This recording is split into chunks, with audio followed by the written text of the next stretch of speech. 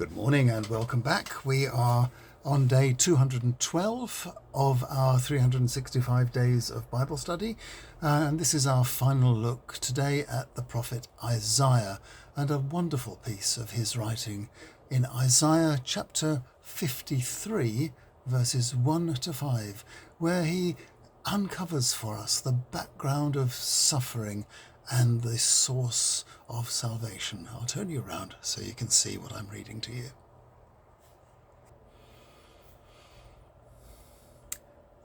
People say, "It's unbelievable. Have you heard about this?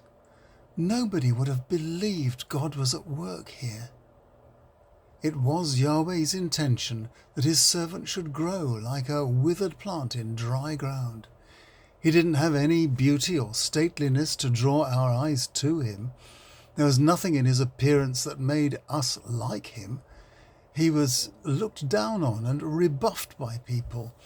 He was a sad man who really knew his own weaknesses." Then, because he was the kind of person people would rather not see, they despised him, and we didn't think he was at all important. In reality, he was weak on our behalf. He was ill with our sickness. And our attitude to him was that he was wounded by God, attacked and tormented. But he was injured for our wrongdoings, crushed for our wickedness.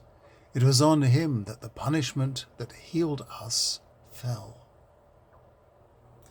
So today, finally, another servant song. A servant song that digs deeper into what it meant to Isaiah to be Jewish, to be in exile, and to be exposed to the derision of people from other cultures. Isaiah is himself amazed at this new insight he has had. He says it's unbelievable, and he prefaces that with words that imply he has been listening to people discussing things like this together. Who has believed what we have heard, as one translator puts it? So he commits into exquisite poetry the feelings of a people coming towards the end of their exile, who are trying to understand the meaning of their recent history. And how helpful these words have been to Christians too. For Christianity's first 300 years, we too had been in a kind of exile, until Christianity was first tolerated and then accepted as the state religion.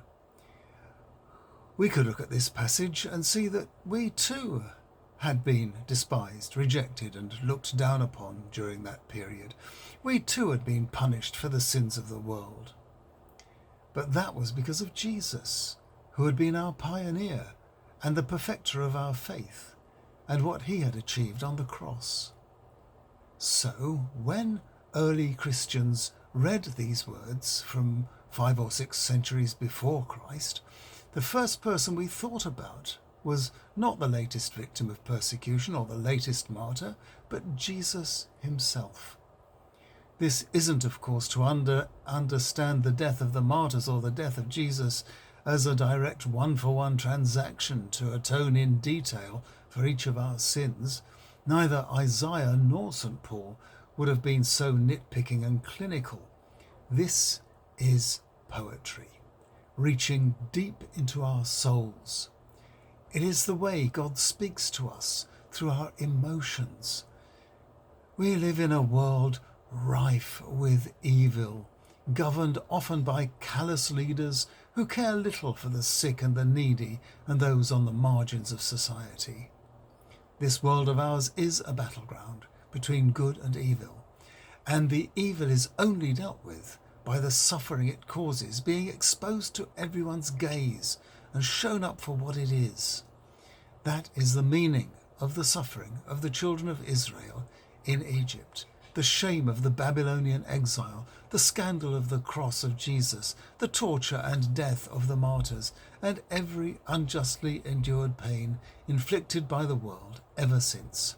We see it most, of course, in the body of Jesus nailed to his cross, and after that, in the consequences of every evil exposed in clear sight, so that goodness and healing might finally take place. Tomorrow we shall go back to that other giant amongst the prophets, Jeremiah. Jeremiah's calling and ministry was to be a hard and painful one, as we shall see. See you tomorrow.